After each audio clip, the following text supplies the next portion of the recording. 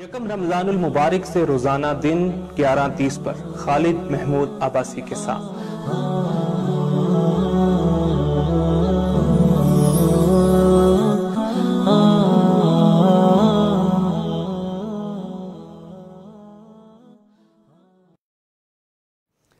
جی السلام علیکم ناظرین، میں ہوں فاروق سلطان اور آپ دیکھ رہے ہیں پروگرام جواب نامہ۔ نواز اسٹوڈیو اسلام آباد سے براہ راست یہ پروگرام پیش کیا جا رہا ہے۔ رمضان المبارک میں روزانہ یہ پروگرام ہم آپ کی خدمت میں لے کے آتے ہیں۔ سوال و جواب پہ مشتمل یہ پروگرام ہے جس میں ہمارے ساتھ شریک گفتگو رہتے ہیں جناب خالد محمود عباسی صاحب۔ ان سے کویسچنز کرتے ہیں۔ کویسچنز ہمارے ہوتے ہیں قرآن مجید سے متعلق، قرآن مجید میں جو موضوعات زیر بحث آئے ہیں اس حوالے سے یہ کویسچنز ہم خالد صاحب سے ڈسکس کرتے ہیں، ان کے سامنے رکھتے ہیں۔ اس میں آپ لوگ بھی پارٹیسپیٹ کر سکتے ہیں اور اس میں پارٹیسپیٹ کرنے کا طریقہ نہایت آسان ہے۔ آپ اپنا کویسچن اس لائیو ویڈیو کے کامنٹ سیکشن میں کر سکتے ہیں۔ ہماری ویب سائٹ ہے nawazstudios.com، اس پہ جا کے یہ ویڈیو وہاں بھی براہ راست چل رہی ہوتی ہے، اس پہ آپ اپنا فیڈ بیک یا کویسچن دے سکتے ہیں۔ اسی طریقے سے ہمارا SMS اور ہمارا واٹس ایپ نمبر، اس پہ اپنے کویسچنز جو ہیں ہم تک پہنچا سکتے ہیں۔ ہمارے جو پچھلے 2 پروگرامز تھے اس میں ہم نے اسلامی ریاست کیا ہوتی ہے اس حوالے سے بڑی زبردست اور ڈیٹیل گفتگو کی، اور اس کے علاوہ جو آج کے دور میں اس کے خد و خال کیا ہیں، آج کے دور میں اس کا سٹرکچر اور ڈھانچہ کیا ہے، اس حوالے سے بھی بہت سے چیزیں جو ہیں وہ ہمارے سامنے آئیں، اور خاص طور پہ جو ڈاکٹر اسرار احمد رحمۃ اللہ علیہ ان کی جو افکار تھی، ان کی جو سوچ تھی آج کے دور کے حوالے سے، اور پھر مولانا مودودی کی اپروچ کیا تھی، اس پر ایک ڈیٹیل 2 سیشنز ہوئے ہیں۔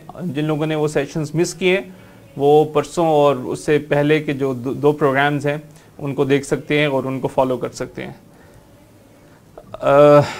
کچھ کویسچن سر ہمارے رہ گئے تھے، ہمارا کیونکہ ٹائم ختم ہو گیا تھا، اس کو ہماری جو ڈسکشن تھی اس حوالے سے، قومیت کے حوالے سے، عمر جمیل احمد صاحب کا کویسچن تھا کہ آج کل جو تعصب افغان قوم، ایرانیوں، بنگالی اور دیگر اقوام کے لیے پاکستان میں عمومی طور پہ پایا جاتا ہے، اس صورتحال میں لوگوں کے دلوں میں اسلامی قومیت کے تصور کو راسخ کرنے کے لیے ایک عظیم علمی و دعوتی کام کا بیڑا اٹھانا پڑے گا جو پرائمری تعلیم سے اعلیٰ ترین لیول تک ایک یکسر مختلف بنیادوں پر استوار ہو۔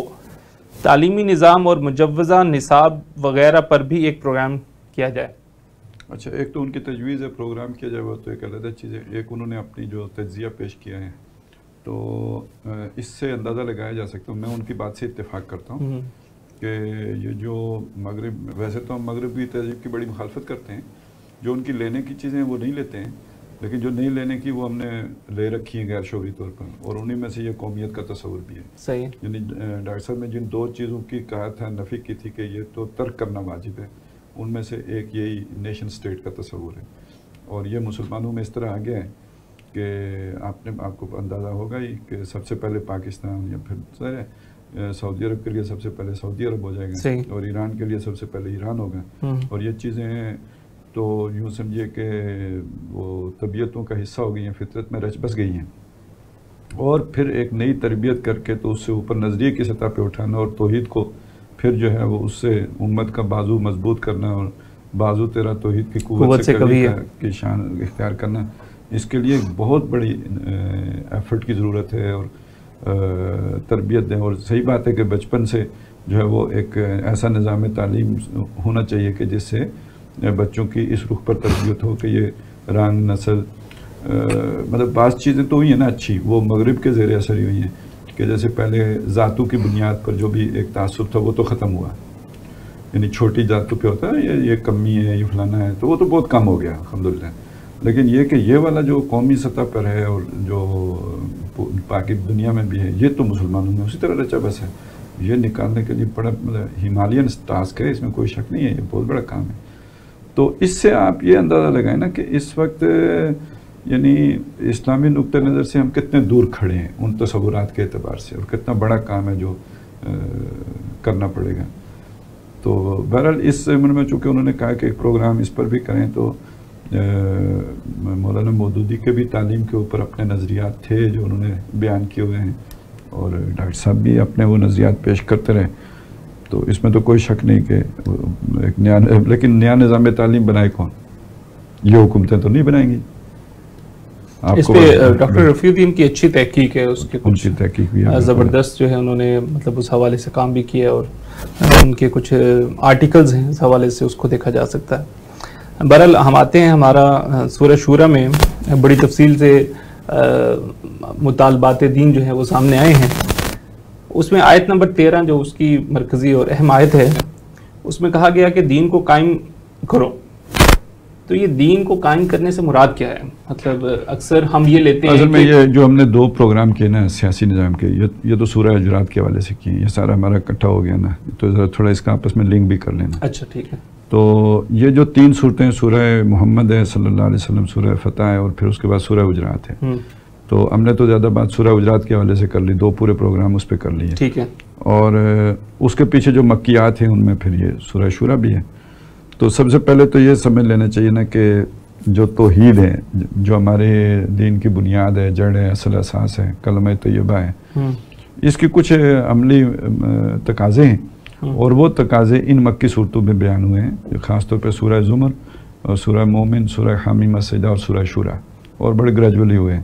یعنی سب سے پہلا توحید کا تقاضا یہ ہے کہ آپ اطاعت کسی اور کی نہیں کریں گے، اطاعت اللہ کی کریں گے، جس کو مانا ہے اسی کی، اور وہ اطاعت خالص ہونی چاہیے، مخلصین لہ الدین، فاعبد اللہ مخلصا لہ الدین، اور الا للہ الدین الخالص۔ یہ سورہ زمر میں بہت کلیئر میسج مل گیا۔ اگلی صورت میں یہ بتایا کہ چونکہ آپ نے اس کی اطاعت کیوں کی ہے، اسے اپنی الہ اس معنی میں مانا ہے کہ آپ کی ضرورتیں پوری کرتا ہے۔ اگر آپ یہ مانتے ہو کہ وہ آپ کی ضرورتیں پوری کرتا ہے اور بدلے میں آپ اس کی اطاعت بھی کر رہے ہو، تو پھر آئندہ جو آپ کو ضرورتیں ہوں گی وہ کون پوری کرے گا؟ وہی کرے گا۔ تو مانگو اس سے، مانگنا کسی اور سے نہیں ہے آپ نے۔ اور یہ سورہ مومن کا مضمون ہے۔ پھر سورہ حامیم السجدہ میں اگلی بات بتائی کہ اگر اس نظریے کی توحید کی آپ کے اندر غیرت ہے تو اس کو پھیلاؤ، عام کرو، دوسروں تک پہنچاؤ، اور یہ غیرت کا تقاضا بھی ہے، ابنائے نو کی ہمدردی اور مروت و شرافت کا تقاضا بھی ہے، تو یہ کام ہے کرنے کا، اور اس کے بغیر اللہ سے کوئی دوستی نہیں ہے۔ اس کے بغیر جو ہے نا اللہ سے دوستی کرنے کا حق ادا ہی اسی سے ہوتا ہے کہ آپ اللہ کے دین کو عام کریں۔ صحیح۔ اچھا، پھر آیا سورہ شورى، اور سورہ شورى میں آ کے جو آپ نے حوالہ دیا ناقیم الدین، یہ توحید کا تقاضا ہے۔ آپ نے اللہ، کون سے اللہ کو مانا ہے آپ نے؟ دیکھیں، تصور خدا تو ہر آدمی کے اندر کوئی نہ کوئی ہوتا ہے، نام کوئی رکھ لے، کوئی بھگوان رکھ لیتا ہے، کوئی بڑی جی سے لکھنے والا گارڈ لکھ لیتا ہے وہ، لیکن اس کے ساتھ اس کا تصور کیا ہے؟ تسدیس کا ہے، 100 خداؤں کا ہے، پھر جس الٹیمیٹ خدا کا ہے تو اس کے بارے میں اس کے کیا تصورات ہیں۔ تو یوں تو کوئی اگر گدھے، گھوڑے، حیوانات بھی کوئی تصور کر سکتے ہوں خدا کا، تو وہ تو اپنے جیسے کسی خدا کا کریں گے، اپنے لیمیٹیشنز کی وجہ سے۔ تو انسان بھی اگر اپنے ہی عقل کی بنیاد پر کسی خدا کا تصور کرے گا یا اپنے جذبات کی بنیاد پر کرے گا تو وہ تو بڑا لمیٹڈ کانسیپٹ ہوگا۔ تو قرآن نے وہ تصور دیا ہے، اور قرآن سے خدا کو پہچانو، اور وہ خدا بادشاہ ہے، للہ ملک السماوات والارض اور لہو ملک السماوات والارض، اور وہ ساری بادشاہی اس کی ہے۔ اور اگر آپ نے اسے بادشاہ مانا ہے تو یہاں جو لوگ خود بادشاہ بن کے بیٹھے ہوئے ہیں، اس کا مطلب ہے اس کے خلاف باغی ہیں۔ تو آپ اگر اس کے وفادار ہیں تو اس کے باغیوں کے ساتھ آپ کا جو کانٹیکٹ ہوگا وہ کیا ہوگا، اور اس کے ساتھ آپ کے تعلق کی بنیاد کیا ہوگی؟ وہ بغاوت کی ہوگی۔ جب تک آپ یہاں کے بادشاہوں سے بغاوت نہیں کرتے، اللہ سے آپ کا وفاداری کا حق ادا نہیں ہوتا۔ تو یہ مطلب ہے اقامت دین کا کہ آپ یکفر بالطاغوت، یہ جو بھی اللہ کے سوا بادشاہی کا دعویٰ کر رہا ہے یہ طاغوت ہے، اس کا آپ انکار کریں گے، اور اس کے بعد یہاں پہ اللہ کی بادشاہی کو قائم کرنے کی جدوجہد کریں گے۔ تو یہ سورہ شورى کی آیت نمبر 13، اور یہی سارے جو اولو العزم رسول جن کا وہاں پہ ذکر ہوا ہے ان کو یہی بات کہی گئی تھی، اور یہی تمام مسلمانوں کو کہی گئی ہے۔ شرع لکم من الدین ما وصی بہ نوحا والذی اوحینا الیک وما وصینا بہ ابراہیم وموسیٰ وعیسیٰ ان اقیموا الدین ولا تتفرقوا فیہ۔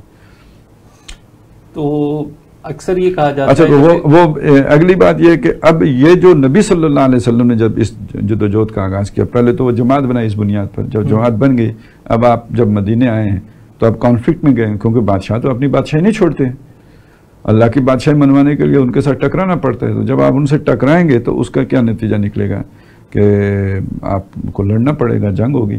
تو سورہ محمد صلی اللہ علیہ وسلم میں اس جنگ کی جو ہے وہ حکم دیا گیا ہے، سورت جس میں وہ نازل کی، اسی لیے اس کا ایک نام سورہ قتال بھی ہے، وہاں سے آغاز ہے۔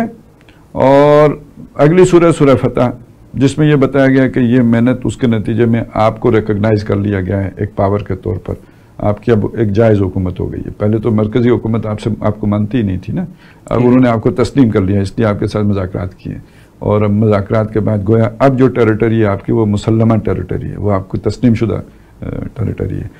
تو اسی لیے حضور نے اس کے بعد سارے خطوط لکھے.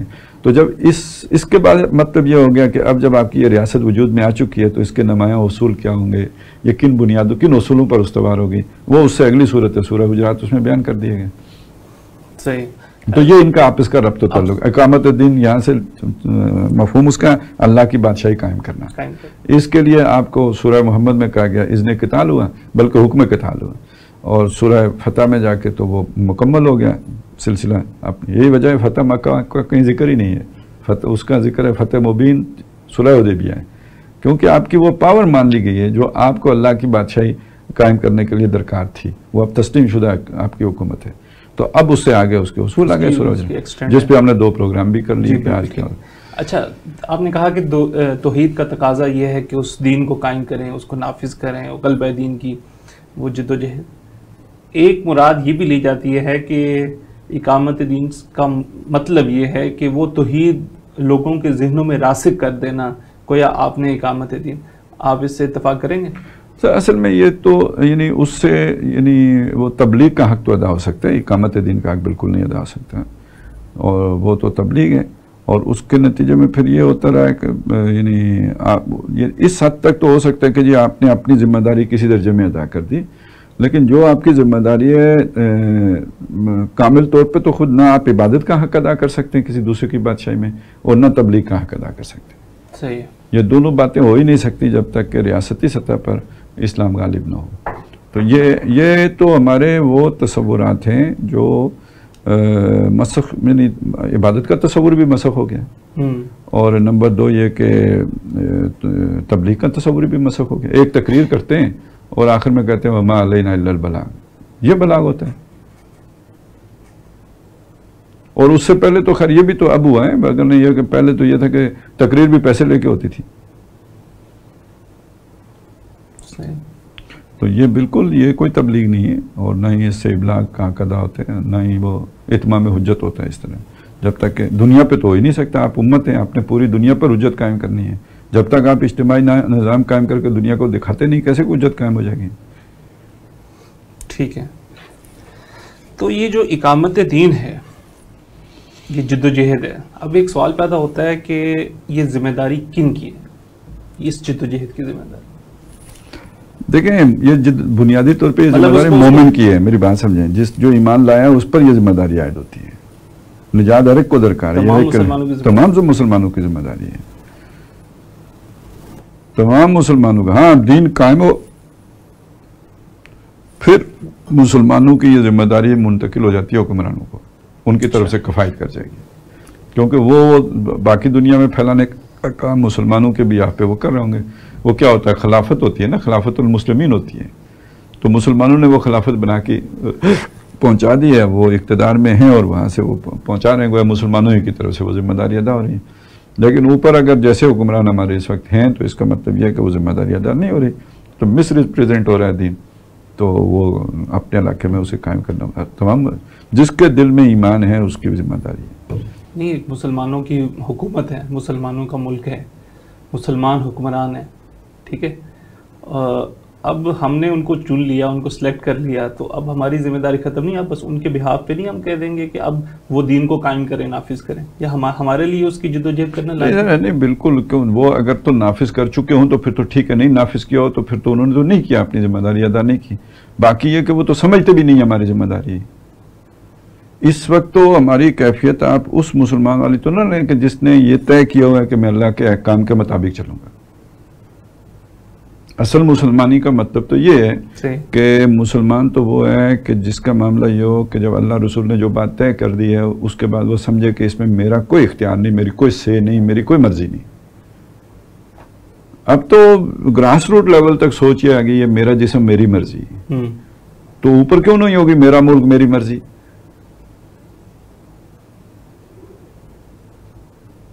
صحیح. اچھا، آیت نمبر، اور جن کا ملک ہے انہی کی مرضی چلتی ہے. آپ کیا سمجھتے ہیں آپ کے سیاسی حکمران ہیں؟ جو اصل مالکان دے ہیں مرضی تو ان کی چلتی ہے. اور چن کے کانا بندہ لاتے ہیں، ڈھونڈ کے جو سب سے کانا ہوتا ہے اس کو لاتے ہیں، اور گالیاں کھانے کے لیے لاتے ہیں، اور اس کے بعد جب وہ کہے کہ نہیں کچھ اصلاح کرنے کی کوشش کرتے ہیں، ٹھیک کرنے کی کوشش کرتے ہیں، میں بدنام ہو رہا ہوں، تو وہ گندا تو ہوتا ہے پہلے سے، وہ لائے گندا ہوتے ہیں، تو اس کے پاناما لیکس ہو جاتے ہیں بس. صحیح ہے.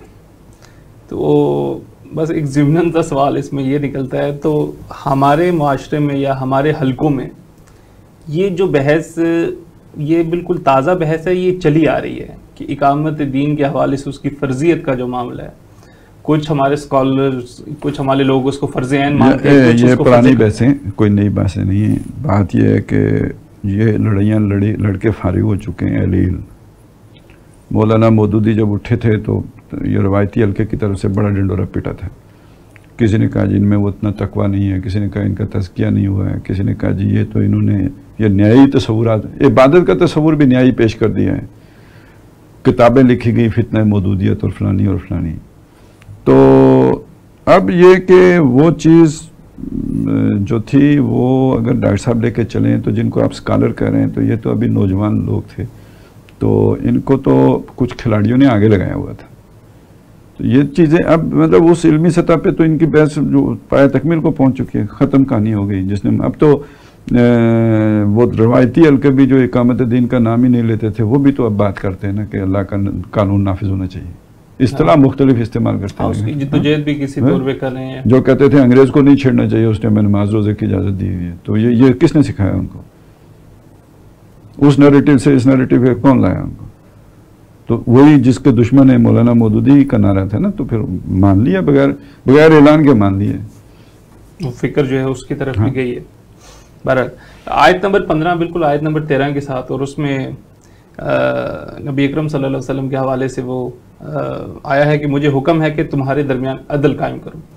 اس عدل کا اقامت دین کے ساتھ تعلق کیا، اور اس عدل سے مراد کیا ہے؟ یہ تو بڑا بنیادی تعلق ہے. یوں سمجھے اقامت دین کا مطلب ہی قیام عدل ہے. اس لیے کہ جسے دین کہا گیا ہے نا، اسے ہی دوسری جگہ پہ میزان کہا گیا. اسی سورہ مبارکہ میں آگے چل کے کہا اللہ الذی انزل الکتاب والمیزان، اللہ وہ ہے جس نے کتاب اور میزان اتاری ہے.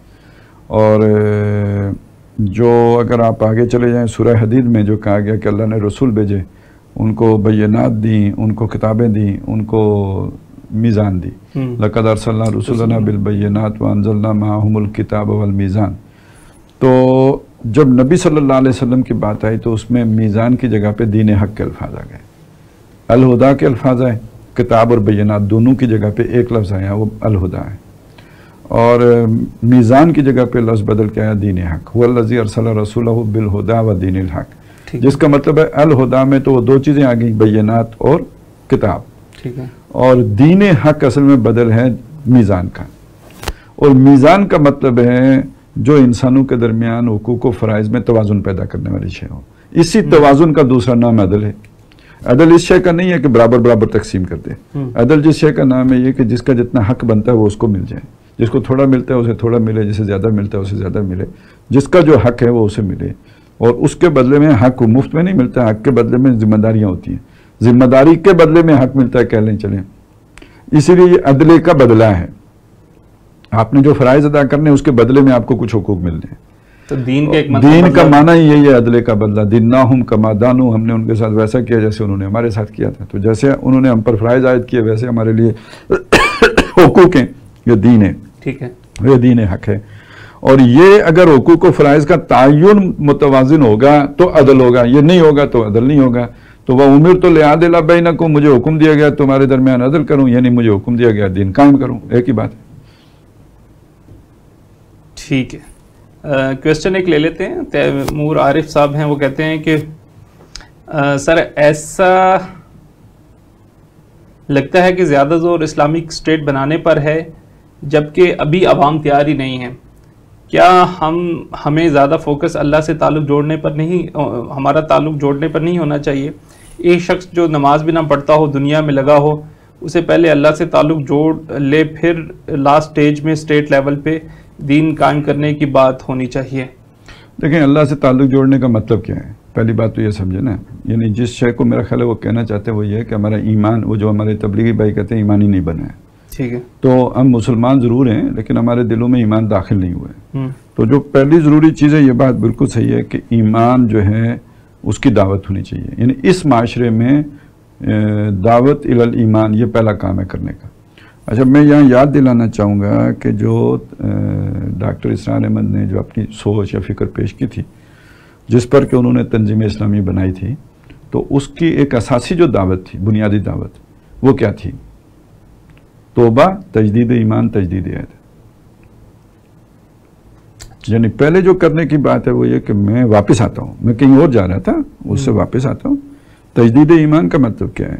اثر انہوں اپنا ایمان جو ہے اسے یافت کرنا، تازہ کرنا. اسے وہ ایک جسے کہتے ہیں موروثی عقیدہ ہے، وہ برننگ فیتھ تو ہے نہیں، تو اسے ایک زندہ جاوید ایمان کی صورت دینا.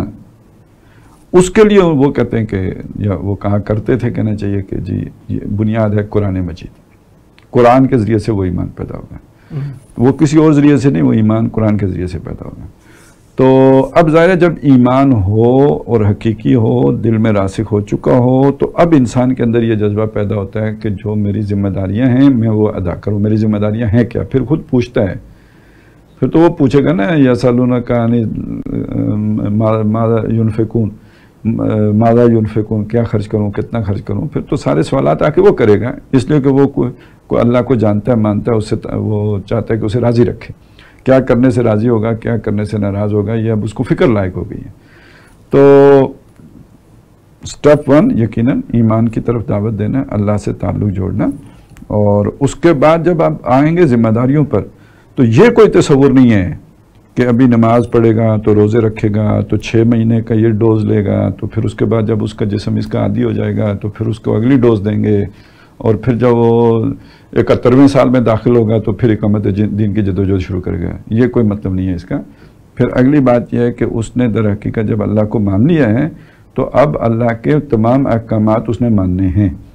اب یہ کوئی طریقہ نہیں ہے کہ آج 4 کرے گا، کل 5 کرے گا، پھر 10 مہینے کے بعد اس میں 2 اور اضافہ کرے گا. یہ چیز نہیں ہے. اس نے ٹوٹل اوبیڈینس، اس نے یہ جو ہے اپنی سر طاعت خم کرنا ہے، ادخلوا فی السلم کافہ، اور اس میں یہ ساری چیزیں شامل ہیں.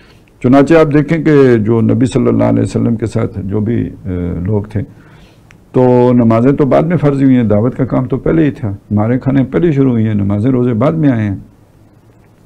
اور بعد میں بھی جب نماز روزے سب ان پر عمل درآمد بھی ہوتا تھا، تو ایک صحابی ہیں جو ایمان لائے، نہ نماز پڑھی ہے نہ کچھ پڑھی ہے، جنگ میں شرکت کیا، وہیں شہید ہو گئے ہیں.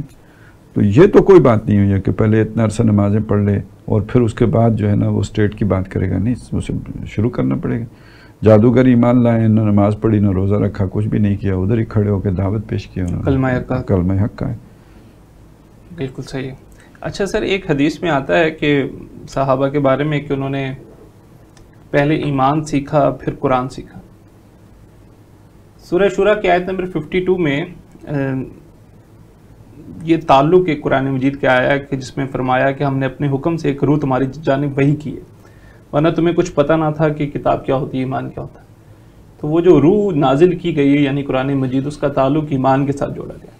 تو ایمان اور قرآن 2 مختلف چیزیں ہیں، اور جیسے ابھی جو بات آئی ہے کہ یہ ایمان کا حصول. اصل میں دیکھیں حدیث کا جو ہے نا فہم ذرا مشکل ہوتا ہے.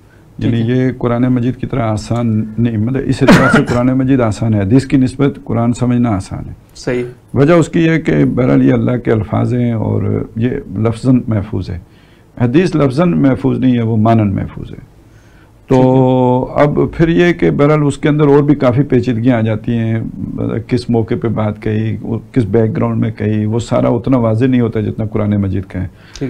پھر یہ کہ بڑی مختلف باتیں آپ کو مل جائیں گی، ایک دوسرے سے بظاہر جو ہے نا ان میں کوئی تطبیق ہوتی نظر نہیں آتی، وہ بھی مل جائیں گی. تو اس لیے علماء نے ہمیشہ حدیث کے ضمن میں زیادہ احتیاط اور اس کا جو ہے نا مظاہرہ کیا بھی، اور اسی کی رہنمائی بھی دی اور تلقین بھی کی. ایک موٹا اصول سمجھ لیں، کوئی آپ ایسی بات نہیں لے سکتے کسی بھی ایک حدیث ہو آیت ہو اس کا کوئی ایسا مفہوم کہ جو کسی دوسری حدیث یا دوسری آیت سے ٹکراتا ہو، تو اس کا مطلب ہے آپ نے کوئی ایسا مفہوم لے لیا جو وہ نہیں ہو سکتا، آپ نے غلط لے لیا ہے، موٹی سی بات تو یہ سمجھ۔ تو یہ مفہوم اگر لے لیں جو آپ لے رہے ہیں نا، تو پھر یہ تو آیات قرآنیہ سے ٹکراتے ہیں۔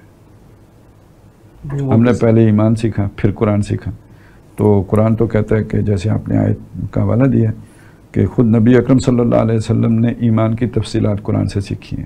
ایک تو ایمان اجمالی ہے، وہ تو آپ کو تھا ہی، یقیناً تھا، لیکن یہ کہ جو اس کی تفصیلات ہیں وہ تو آپ کو قرآن کے ذریعے سے ملی ہے۔ ما کنت تدری مل کتاب ولا الایمان ولکن جعلناہ نورا نہدی بہ من نشاء من عبادنا۔ تو آپ نے وہاں سے صحابہ کو ایمان جو ہے وہ قرآن سے ملا۔ اسی طرح جو یعنی یہ ایمان کا جو منبع ہے، سرچشمہ ہے، سورس ہے، ذریعہ ہے، وہ قرآن بنا ہے۔ اب آئیں یہ جو چیز پھر اس کا ہم ایسا معنی کریں کہ جو ان آیات کے ساتھ متصادم نہ ہو، ان سے ملتا جلتا ہو، اور وہ یہ ہے کہ قرآن مجید جو مکے میں نازل ہوا ہے اس میں احکام نہیں ہے، اس میں آیات قرآنی ہے نا۔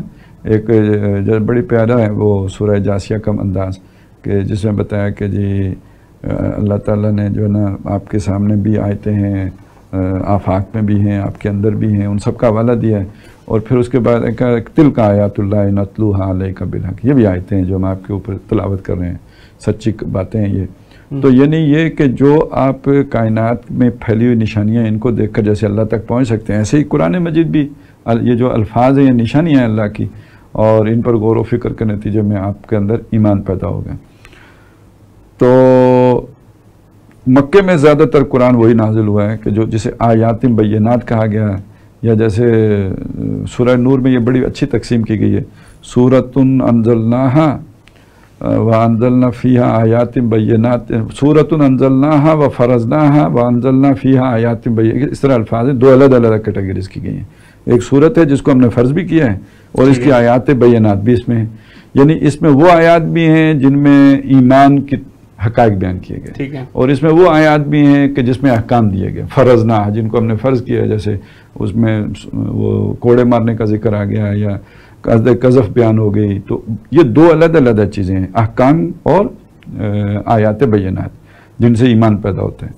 تو ہم پھر یوں اس کو تشریح کریں گے اس حدیث کی کہ ہم نے قرآن کا وہ حصہ کہ جو ایمان پیدا کرتا ہے وہ پہلے سیکھا ہے، اور قرآن کا وہ حصہ جو کتاب پر مشتمل ہے، یعنی یہ کہ جس میں احکام آئے ہیں، جس میں چیزیں فرض کی گئی ہیں، وہ حصہ بعد میں ہم نے سیکھا ہے۔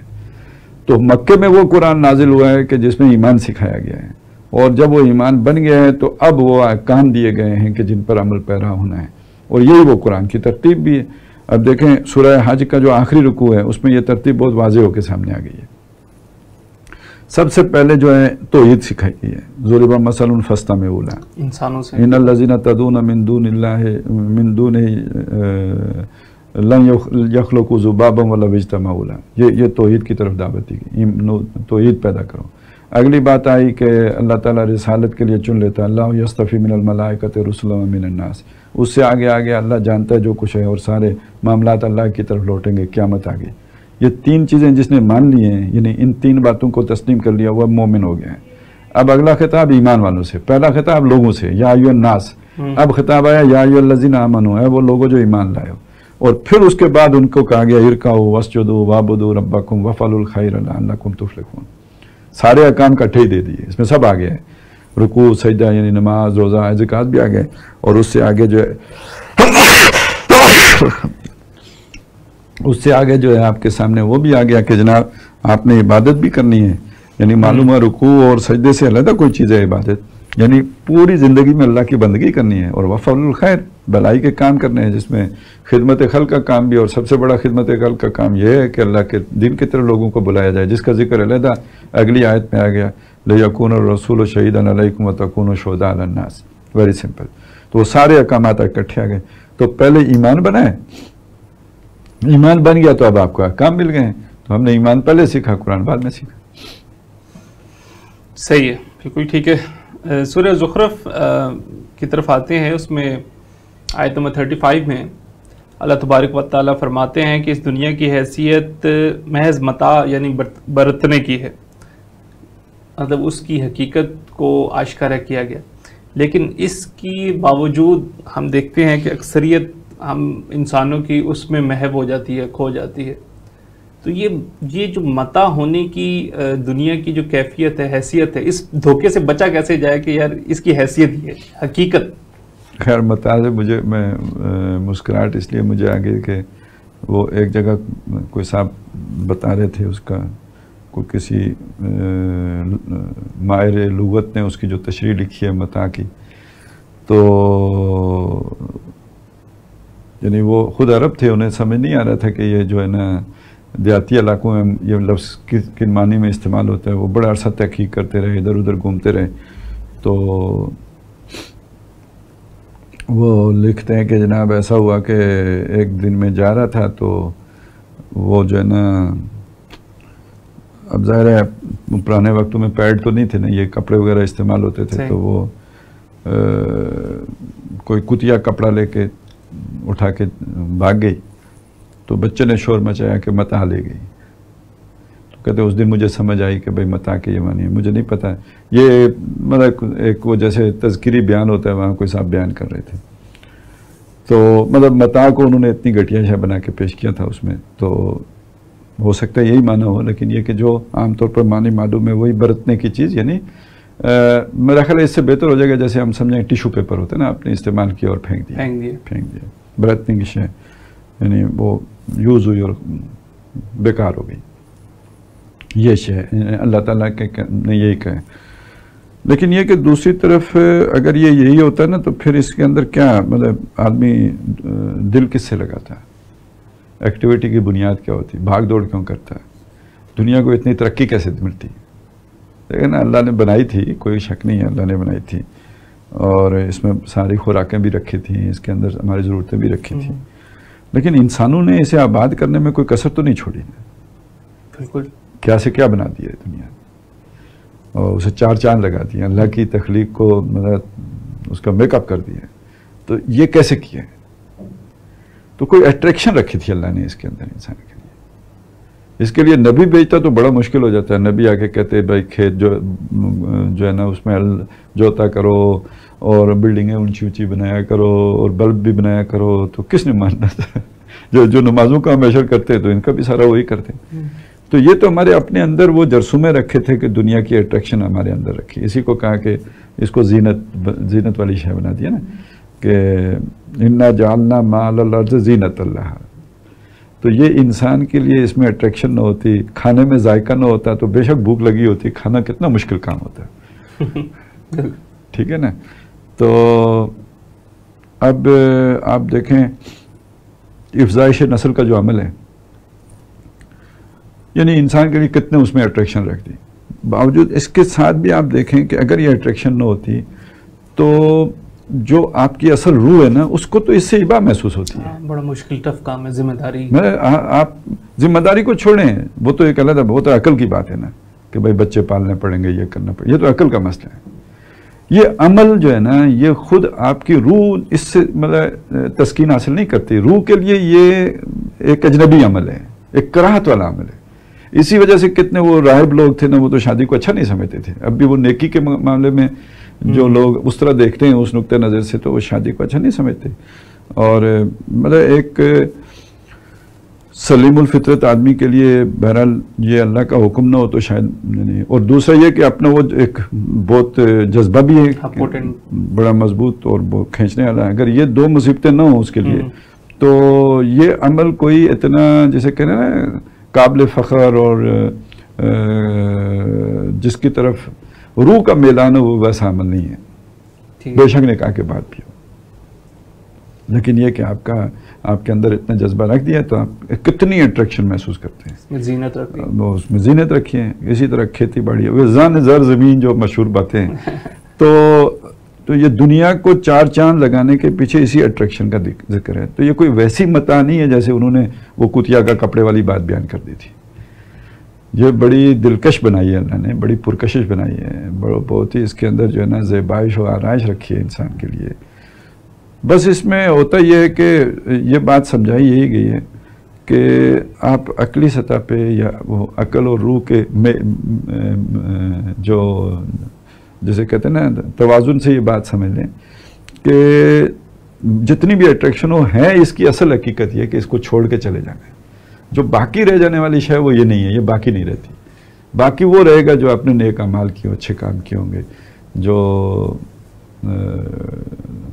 نیکیوں میں محنت کی ہوگی, فالصالحات تو وہ جو والباقیات الصالحات خیر عند ربک ثوابا وخیر عملا, تو وہ بہتر ہیں جن سے امید بھی رکھی جا سکتی ہے. اور یہ ایک چیز ہے جو آپ کو شعور کے سطح پہ فیصلہ کرنا ہوگا. بالکل صحیح. مطلب اس کی ضرورت و اہمیت اپنی جگہ پہ, لیکن یہ ہے کہ اس میں ہر وقت جو ہے یہ چیز بھی سامنے مستحضر ہے. اصل میں یہ دیکھیں نا دونوں, یا تو آپ دنیا میں گم ہو گئے اور آخرت کو بھول گئے تو یہ تو بہت ہی ناپسندیدہ عمل ہے. لیکن دوسرے کو بھی پسند نہیں کیا گیا کہ آپ بالکل جو ہے نا آخرت کے ہو گئے اور دنیا کو ترک کر بیٹھے. ٹھیک ہے, آپ کو بتایا گیا ہے کہ بھئی آپ کے نفس کا بھی آپ کے اوپر حق ہے, آپ کے گھر والوں کا بھی آپ کے اوپر حق ہے, آپ کی اولاد کا بھی آپ کے اوپر حق ہے, آگے بڑھے معاشرے کا بھی آپ کے اوپر حق ہے. تو ٹھیک ہے, تو دنیا کا بھی حق ہے. ایک آدمی کے پاس زمین ہے, ٹھیک ہے, وہ بنجر پڑی ہوئی ہے, تو ٹھیک یہ آپ کو کہیں الفاظ میں تو شاید نہ ملے, لیکن یہ کہ وہ پیداوار دے سکتی ہے, وہ پیداوار قومی پیداوار میں اضافہ کر سکتی ہے. وہ اس نے اسے ویسے رکھا ہوا ہے تو گویا اس کا حق ادا نہیں کر رہا, اس نے بالکل وہ ایسا ہی رکھا ہوا ہے جیسے کسی نے بیوی کر کے معلقہ کر کے چھوڑ دیا. وہ بھی کھیتی ہے, یہ بھی کھیتی ہے. اس کو معلق کرنا کتنا بڑا گناہ ہے, تو اس کو معلق کر کے رکھ دینا کیوں نہیں گناہ ہوگا؟ پھر پروڈیوس کرو, نہیں تو بھائی کو دے دو. بلکہ اس مفہوم کی تو حدیث بھی موجود ہے. میرا خیال ہے 3 سال ہے یا کیا کوئی مدت ہے کہ ایک شخص ایک زمین سے وہ پیداوار نہیں لے رہا, اسے چاہیے اپنے بھائی کو دے دے تاکہ وہ استعمال میں لا. میرا اس پہ شاید قانون تو نہیں بن سکتا, لیکن یہ کہ اللہ کی طرف سے اخلاقی تعلیم تو یہ دے دی گئی. ٹھیک ہے, اب زمین جا کے خلا کی درخواست تو نہیں دے سکتی لیکن یہ کہ وہ چیز رکھ دی. بہرحال جی, اس کے ساتھ ہی سر سورہ زخرف میں آیت نمبر 36 ہے جس میں کہا گیا کہ جو بھی اللہ کی یاد سے غافل ہوتا ہے تو اللہ شیطان کو اس کا ساتھی بنا دیتا. اس سے مطلب چیز یہ سمجھ میں آتی ہے کہ پہلی جو غلطی ہے وہ انسان کی طرف سے ہوتی ہے, اور پھر انسان کے ساتھ جو ہے وہ شیطان وہ غافل انہوں نے اللہ وَمَن يَعْشُ عَن ذِكْرِ الرَّحْمَنِ نُقَيِّضْ لَهُ شَيْطَانًا فَهُوَ لَهُ قَرِينٌ. ٹھیک ہے, تو یہ جو ہے نا اپنا یہ غفلت اصل میں دیکھیں یہ ذکر الرحمن سے مراد کیا ہے. پہلی بات تو یہ نا, ایک تو یہ کہ اللہ سے یکسر غافل ہو جانا, بالکل ہی اللہ کو بلا بیٹھنا. ٹھیک ہے, اور ایک اور بات ہے جو میں پہلے کہہ چکا ہوں کہ آپ کے ذہن میں کوئی ہے اللہ کا تصور لیکن خود ساختہ ہے. آپ نے اپنا تصور کے مطابق اللہ کو سوچا وہ ایسا ہے ایسا ہے ایسا ہے. جو اللہ نے اپنا تصور اپنا بیان کیا تعارف خود قرآن مجید میں, آپ وہ اس اعتبار سے اللہ کو نہیں جانتے کون اللہ. ٹھیک ہے نا, تو لوگ بتوں کو بھی سجدہ کرتے تھے, وہ ان کے سامنے ہوتے تھے. آپ نے ایک اندیکھی ہستی کو سجدہ کر دیا ہے. تصورات اس کے بارے میں وہی رکھے ہوئے ہیں جو لوگوں نے بتوں کے بارے میں رکھے ہوئے تھے. تو یہ فرق تو ہو گیا کہ ان کے خدا ان کے سامنے موجود ہیں, آپ کا خدا غائب ہے, اتنا تو فرق ہو گیا. لیکن ان خدا کے تصور تو ایک جیسا رکھ لیا. تو وہ خدا کا تصور جیسے ہم وہ ہے نا ہمارا ایمان مجمل کے الفاظ, آمنت باللہ کما ہوا باسمائی و صفاتی. تو جیسا ظاہر ہے وہ اپنے اسماء و صفات سے, یہ نہیں کہ جیسی میری مرضی ہے, جیسے میری سوچ ہے, یا جیسے معاشرے میں جو خیال سے میرا ایک ذہن بن گیا ہے وہ خدا نہیں. وہ والا خدا جس کا تعارف اس کے اسماء و صفات کے ذریعے سے ظاہر ہوتا ہے. صحیح. تو اس میں جہاں اس کی قدرت کی بات ہے, اس کے علم کی بات ہے, اس کی خلاقیت کی بات ہے, وہاں یہ بھی تو ہے نا کہ وہ بادشاہ ہے. لہو ملک السماوات والارض للہ ملک السماوات والارض. ان دنوں میں شاید ہی کوئی دن گزرا ہو جس دن رات کو جو ہے یہ آیت نہ آئی ہو, کسی نہ کسی پیرائے میں آئی جاتی ہے. بالکل صحیح. اور یہ تو یعنی یہ تو بہت ہی واضح ہے نا کہ اسی کے لیے بادشاہی آسمان و زمین, اللہ ہی کی ہے بادشاہی آسمان اور زمین کی. لیکن یہ مضمون کتنے پیرائے میں آیا ہے, مختلف انداز میں مختلف اسالیب میں یہ مضمون آیا ہے. یہ تو رچا بسا ہوا ہے. تو آپ نے اگر اس رحمان کو تو جانتے ہیں، ہو سکتے ہیں آپ تسبیح بھی کرتے ہو، اللہ اللہ اللہ اللہ کرتے ہو، تہجد بھی پڑھتے ہو، لیکن اگر آپ اللہ کی یاد سے اس معنی میں غافل ہیں کہ اس کا یہ تصور آپ کے ذہن سے اوجھلے ہیں، اس کی اس حیثیت کو نہیں مان رہے ہیں آپ، اور خاص طور پہ یہ جو صورتیں ان میں سورہ شورا گزر چکی ہے، اس کے فوراً بعد سورہ زخرف ہے، اور بلکہ اس کو اگر آگے بھی آپ دیکھیں نا، منافقین کا مسئلہ ہے سورہ مجادلہ میں، اس میں کیا کہا ہے؟ پہلی بات یہی ہے، یعنی استحوذ علیہم الشیطان، شیطان ان پر مسلط ہو گیا ہے، فانساہم ذکر اللہ، شیطان نے ان کو اللہ کے ذکر سے غافل کر دیا۔ اب یہاں ذکر سے لوگ اگر وہ تسبیح والا ذکر مراد دیں گے تو یہ وہ والا نہیں ہے، کیونکہ اس سے پچھلی آیت میں یہ یوم یبعثہم اللہ جمیعا، جب اللہ تعالیٰ انہیں قیامت کے دن جمع کرے گا، فیخلفون لہ کما یخلفون لکم، اب اللہ سامنے ہے، اس کے سامنے جھوٹ بولیں گے قسم اٹھا کر جیسے تمہارے سامنے جھوٹ بولتے ہیں، وہ یحسبون انہم علی شیء، اور سمجھیں گے کہ یہ اللہ کو ماننا چاہیے، جو کچھ وہ کہہ رہے ہیں اس میں وزن ہے۔ یہ کیوں ہوگا؟ اس لیے کہ اللہ کے بارے میں مسکنسپشن ہے، ان پر شیطان مسلط ہو گیا، انہوں نے اللہ نے ان کو شیطان نے ان کو اللہ کی یاد سے غافل کر دیا ہے، ذکر سے غافل کر دیا ہے، یعنی اللہ کے تصور سے غافل کر دیا ہے، اللہ کا وہ تعارف، وہ اس تعارف سے غافل کر دیا ہے۔ صحیح، ٹھیک ہے، ذکر اللہ کو اس معنی میں لیں تو پھر بات واضح ہو گئی کہ اگر آپ کے ذہن میں وہ جو اقامت دین کا تصور نکل جاتا ہے تو پھر آپ نے اس والے رحمان کو تو مانا نہیں ہے بھائی، وہ تو کوئی آپ نے پھر کسی اور قسم کے خدا کو مان دیا ہے۔ وہ توحید کا وہ تقاضا کہ آپ نے اقامت دین بھی کرنی ہے، وہ آپ کے ذہن میں ہی نہیں ہے۔ تو جب یہ نکلے گا تو پھر آپ پر شیطان مسلط ہوگا، فہو لہ قرین۔ اب شیطان آپ کو کدھر لے کے جائے گا یہ ایک علیحدہ مسئلہ ہے۔ شیطان آپ کو دنیا کی طرف زر زمین میں بھی پھنسا سکتے ہیں، لیکن شیطان نے یہی تو نہیں کہا تھا کہ میں بائیں طرف سے آؤں گا، نیکی کے راستے میں وہ دائیں طرف سے بھی آ سکتے ہیں، وہ آپ کو نیلی پیلی لائٹوں میں بھی لگا سکتے ہیں۔ یہ بھی کہہ سکتے ہیں سوچ میں شدت نہیں، مطلب یہ آپ دیکھیں نا، یہ جتنے بڑے بڑے گمراہ لوگ ہیں، ٹاپ کلاس کے گمراہ لوگ جن کا قرآن مجید نے ذکر کیا، ان میں ایک قسم کے تو وہ ہے نا، جیسے فرعون ہے، نمرود ہے، یہ جو اس طرح کے برائیوں کے رستے والے ہیں، جو ان سے بھی بڑے گرو ہیں برائی میں، جیسے خود شیطان ہے، سامری ہے، بلعم بن بعورہ ہیں، پھر بنی اسرائیل کا جو تذکرہ تھا، یہ سارے بنی اسرائیل کو بھی ہیں، وہ بھی نیک لوگ ہی تھے، یہ تو سارے نیک لوگ تھے ایک وقت میں۔ یہ شیطان جو ہے فرشتوں تک پہنچ گیا ہے، وہیں پہنچ گیا۔ یہ جو ہے اپنا سامری، اس کے تو جو بھی روایات ہیں پتہ نہیں کیا صحیح ہے کیا غلط ہے، لیکن جو کچھ بھی ہے اس میں تو ایک یہ بھی ہے کہ بھئی جو یہ اسی سال پیدا ہوا جس سال موسیٰ علیہ السلام پیدا ہوئے تھے۔ موسیٰ علیہ السلام کو ان کی والدہ نے وہ صندوق میں ڈال کے وہ دریا میں پھینک دیا اور وہ پہنچ گئے فرعون کے گھر، اور اس کو اس کی ماں نے جا کے غار میں چھوڑ دیا، اور وہاں جبریل علیہ السلام اس کو جو ہے پالتے پوستے رہے ہیں۔ تو پرانا واقف تھا جبریل علیہ السلام کا، وہ گھوڑا بھی اس لیے دیکھ لیا تھا، دریا پار کر رہے تھے، سمندر پار کر رہے تھے، تو فرشتے نظر آتے تھے اس کو۔ اسی طرح بلعم بن بعورہ کا آتا ہے کہ اس کو بھی فرشتے نظر آتے تھے، وہ جب غلط رخ پہ جا رہا تھا 3 دفعہ راستے میں فرشتے نے اس کو روکا ہے۔ تو قرین تو پھر یہ لوگ بھی قرین بن جاتے ہیں نا، صحیح۔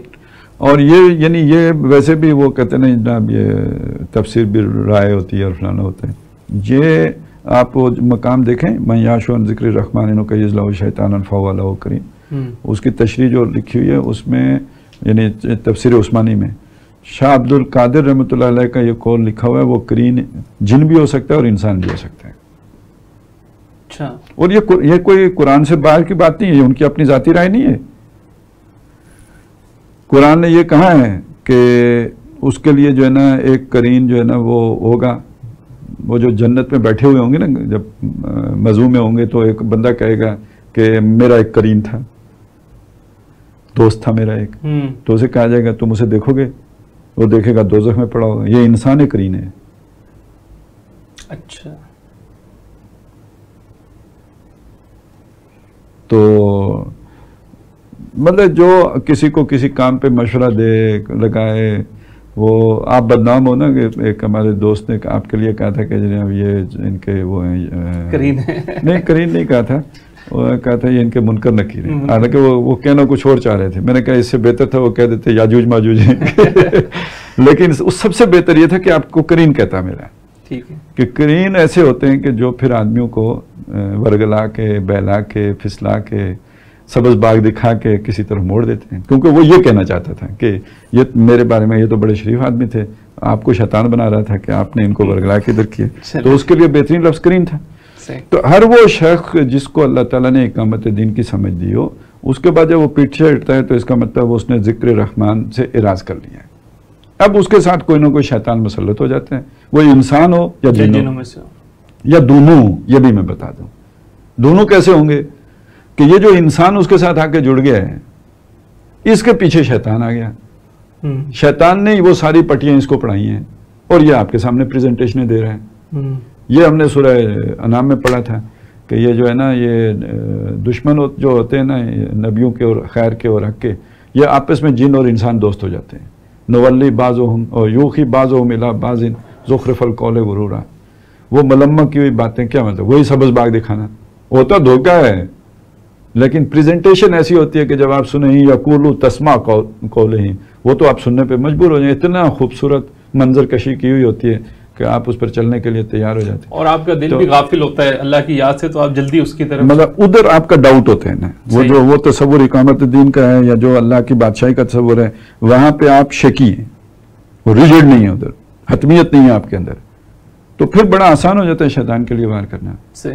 تبھی تو اسے موقع ملتا ہے، وگرنہ کیسے موقع ملے؟ آپ کے اندر ایجیلٹی ہو. اسی کو کہا یہ یہاں یاشو ان ذکر رحمان کا مطلب یہ ہے نا، وہ اگر اس کے اندر وہ شدت وہ زور وہ نہیں ہے تو پھر شیطان جو ہے اپنا. اچھا یہی حدیث میں آیا کہ وہ یاد ہوتی ہے دل میں تو شیطان پیچھے رہتا ہے، جب یاد سے آدمی غافل ہوتا ہے تو اپنی تھوتنی لگا کے پمپنگ شروع کر دیتا ہے. تو پمپنگ کا مطلب کیا ہے؟ یہی اور چیزوں کی طرف ابھارتے ہیں. بلکہ اس سے آگے بڑے الفاظ اچھے ہیں جو سورہ زخرف میں آئے نا، وَإِنَّهُمْ لَيَصُدُّونَهُمْ عَنِ السَّبِيلِ. وہ جو کرین اس کے ساتھ آ جاتے ہیں، اب یہ جمع کا سیگا آ گیا ہے. جب یہ جمع کا ہے تو اس کو ذرا وہ اس کے ساتھ جوڑ کے دیکھو، حامی مسجدہ کے ساتھ ایک ہی وہ چل رہا ہے نا سر سے. وَقَيَّزْنَا لَهُمُ الْقُرَانَا، ہم ان پر مقرر کر دیتے ہیں قرآنہ، ایک نہیں ہے اب کہیں آ گئے. فَزَيَّنُوا لَهُم مَا بَيْنَ أَيْدِيهِمْ وَمَا خَلْفَهُمْ، تو وہ جو ان کے سامنے آگے پیچھے ہوتے ہیں وہ انہیں خوبصورت بنا کے دکھاتے ہیں.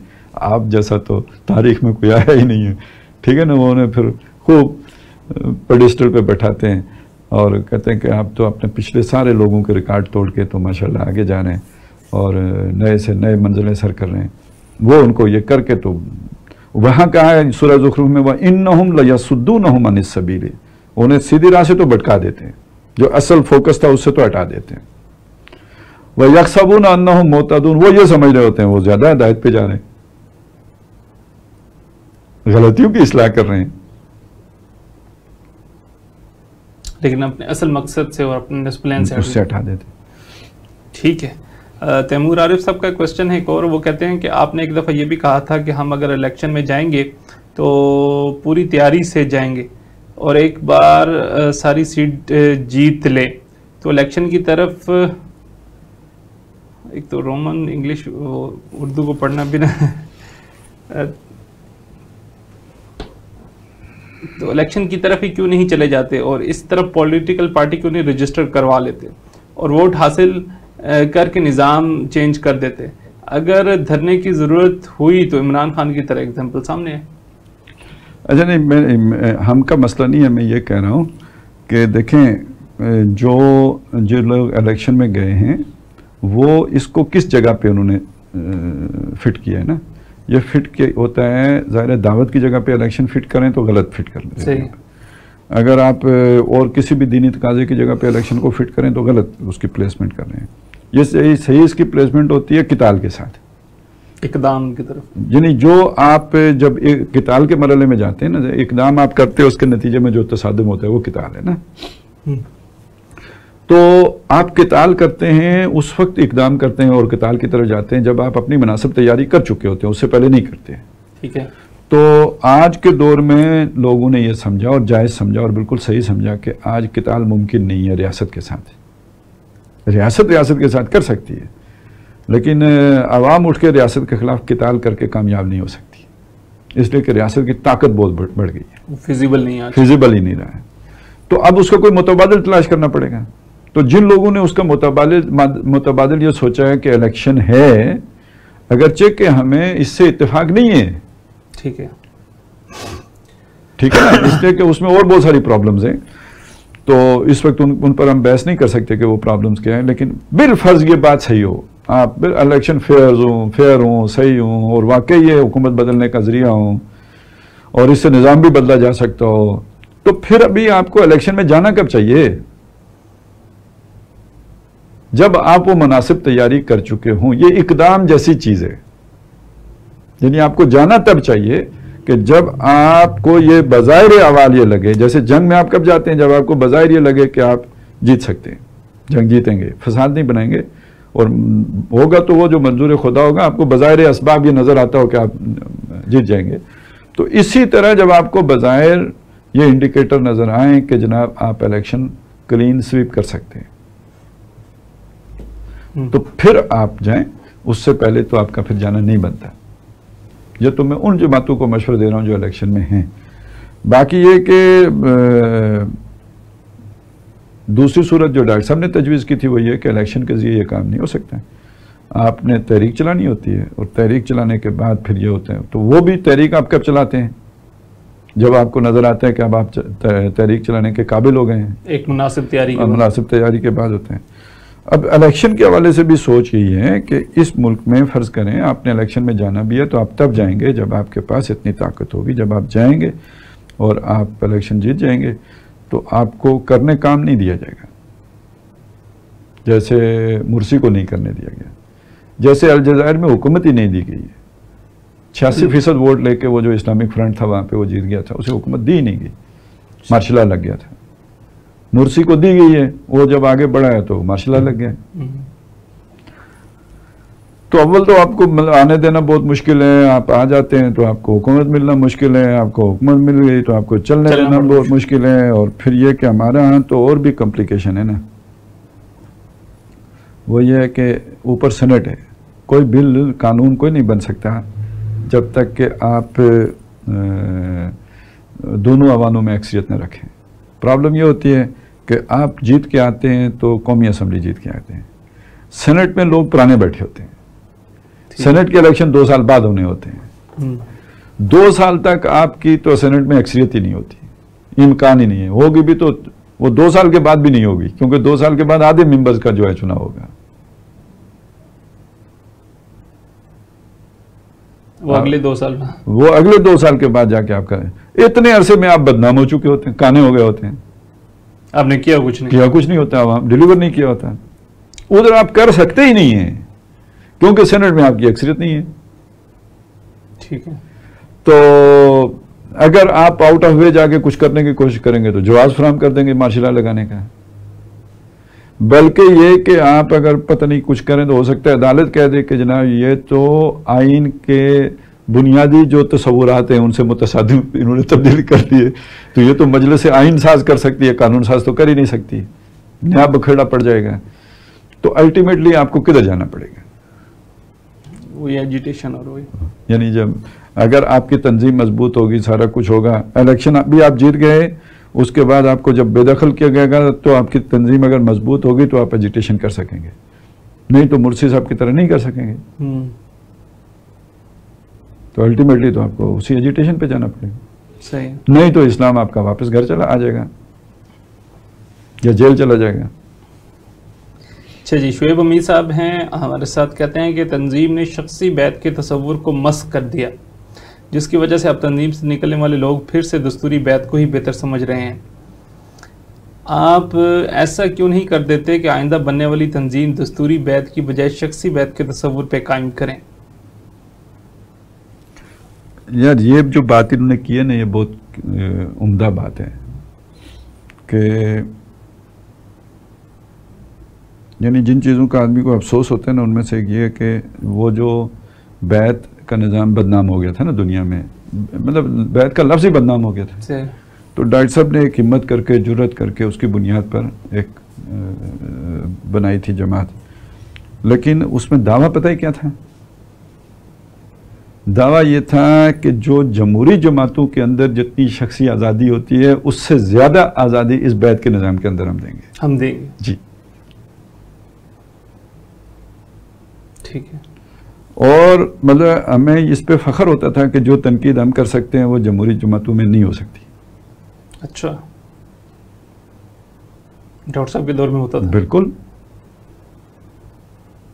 یہ بھی ہوتا تھا کہ آپ تنقید کریں گے تو امیر کو چونکہ آپ سے خطرہ نہیں ہے، اس کی تو پوزیشن محفوظ ہے، لہذا وہ آپ سے کچھ سہمے گا نہیں، ڈرے گا نہیں کہ ڈر کے آپ کے خلاف کوئی قدم ہی اٹھا لے، بلکہ کھل کے آپ کی بات سنے گا. ہاں وہ مطلب آزادی، چونکہ اس کے تو اختیار کو کوئی آپ چیلنج کر ہی نہیں رہے نا، آپ اپنی رائے دے رہے ہیں، ڈنکے کی چوٹ دیں گے.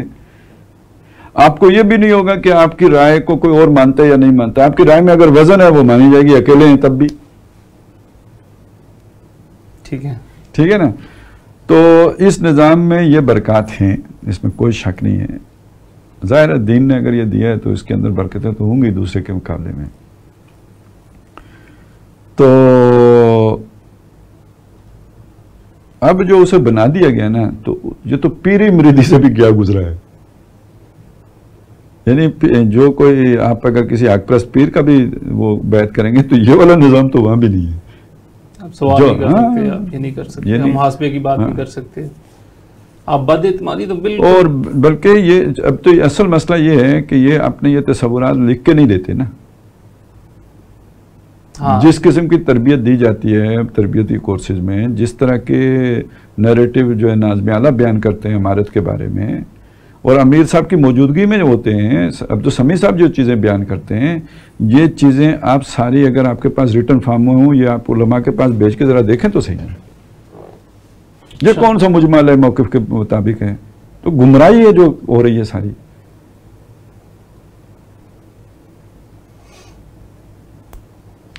تو اب اس کے رد عمل میں وہ صحیح کہہ رہے ہیں کہ پھر وہ بندہ ادھر جاتے ہیں. تو وہ ایک اچھی شے جو ہے اس اچھی شے سے محرومی ہے. تو ایک بات وہ کہہ نہیں سکے جو وہ کہنا، وہ کہے شخصی بیعت کی طرف واپس. وہ اصل میں کہنا یہ چاہ رہے ہیں کہ شخصی بیعت کے ساتھ وہ پھر ساری آزادیاں دیں کہ وہ شخصی بیعت کی وہ برائی جو انہوں نے پیدا کر دی ہے یا جو پہلے بدنام ہو گیا تھا وہ ختم کی جا سکے. لیکن یہ کہ بہرحال بات تو مجھے تو ان کی صحیح معقول معلوم ہوتی ہے. تو یہ ہے کہ ہم نے بہرحال جو بھی سوچنا ہے، فیصلے کرنے ہیں، وہ ایک اجتماعی سوچ سے کرنے ہیں. یا ہم میں سے کسی کی حیثیت داعی کی نہیں ہے، اور ہم سب وہ ہیں کہ جنہوں نے ڈاکٹر صاحب سے دین سیکھا ہے، اور ان چیزوں سے واقفیت جیسے مجھے ایسے ہی باقی لوگوں کی بھی ہے.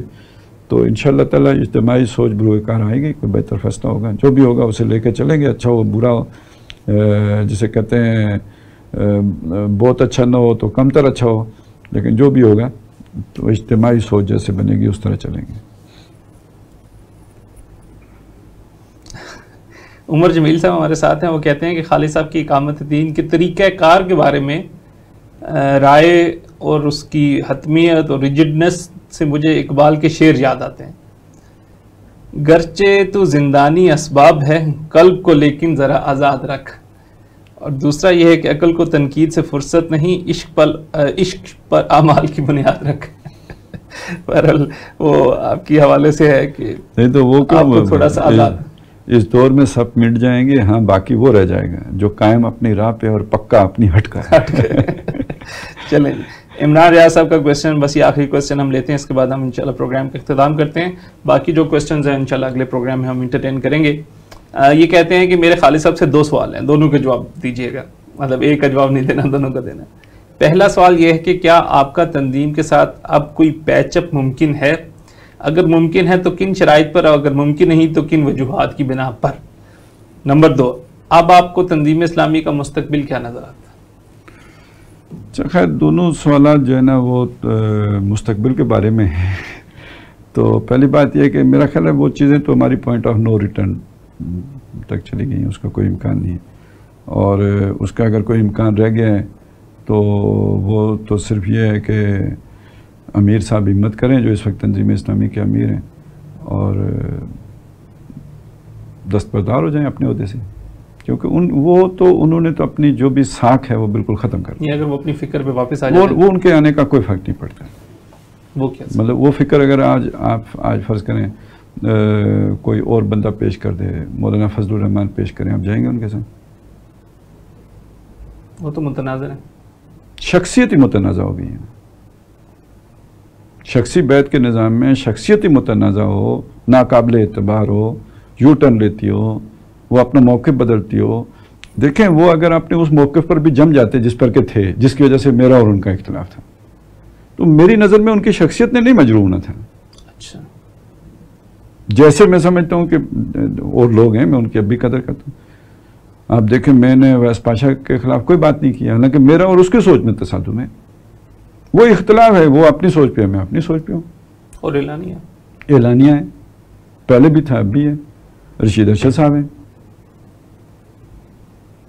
پہلے انہوں نے ڈاکٹر صاحب سے بھی اختلاف کیا تھا. وہ ان کا تو معاملہ اویس پاشا سے بھی اچھا ہے, کیونکہ بہرحال اویس پاشا نے بہت کچھ سیکھا ہے امیر تنظیم سے, یا کم از کم انہیں فالو کیا. لیکن رشید ارشد صاحب نے تو بالکل, وہ تو میرا خیال ہے 1995 یا 96 کی بات ہے, شورا میں کھڑے ہو کے ڈاکٹر صاحب کے سامنے باتیں کی تھی. تو یہ اختلاف ہے. امیر صاحب تھے ادھر, یہ میرا دباؤ آیا تو اس کے بعد وہ ادھر آ گئے. تو مجھے تو وہ جو پہلے بھی جو تھوڑا بہت ان کی وہ ساکھ باقی تھی وہ بھی نہیں رہی.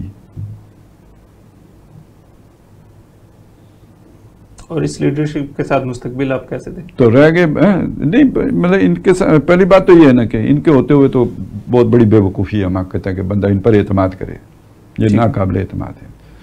اور باقی یہ کہ تنظیم ٹھیک ہے, اگر وہ دیں قربانی, مجھ سے زیادہ انہیں تنظیم اچھی لگنی چاہیے. وہ اسے بچانا چاہتے ہیں تو کنارے ہو جائیں. ویسے بھی 18 سال تھوڑے تو نہیں ہیں, بہت کر لیے. ڈاکٹر صاحب کی خواہش تھی کہ میں امیر میں رہوں.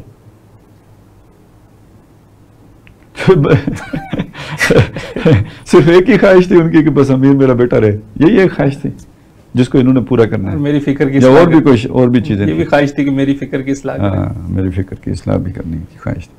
تو دوسری بات یہ ہے کہ مستقبل دیکھیں آپ, اس میں تو ہمارے اپنے اپنے جذبات کا بھی دخل ہو سکتا ہے. ظاہر ہے ایک اس وقت ہماری جو پوزیشن ہے وہ بڑی وہ ہے نا, ایک طرح کے تصادم کی سی ہے, تو اس میں جذبات تو غالب ہوتے ہیں.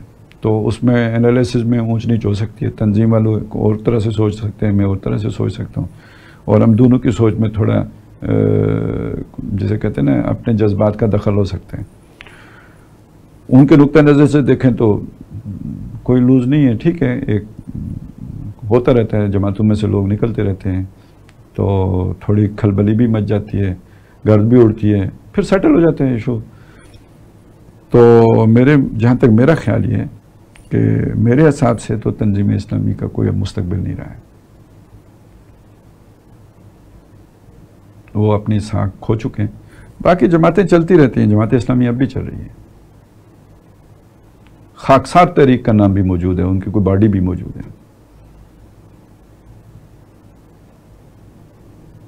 لیکن بطور انقلابی جماعت نہیں, انقلابی جماعت کے کردار تو بالکل ختم ہو گئے. یعنی اس وقت تو تنظیم اسلامی سے زیادہ انقلابی خادم رضوی معلوم ہوتے ہیں. کون سا انقلاب؟ شعور تک بھی نہیں ہے ان کارکنوں کے اندر انقلاب کا. کوئی ملا عمر کا شہدائی ہے, کوئی جو ہے وہ عمران خان, جن کا سیاسی شعور کا حال یہ ہے کہ پوری تنظیم تقریباً دل سے جو ہے نا کارکن عمران خان کو کہتے تھے تبدیلی کا شاہکار.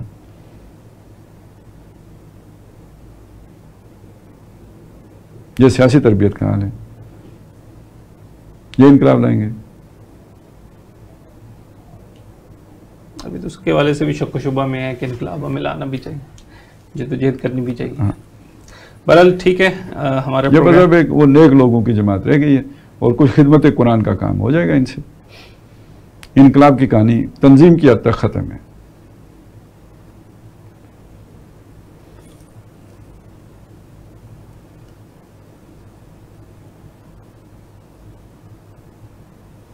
محمد عمر صاحب کا سوال ہے, بس یہ اسی کے متعلق سارا. میرا ایک سوال ہے, آپ کو بہت عرصے سے جانتا ہوں. میرا سوال تھوڑا سا متنازع ہے. کیا آپ ابھی تک تنظیم اسلامی کے ساتھ کام کر رہے ہیں یا ہم آپ کو کسی اور پلیٹ فارم سے دیکھیں؟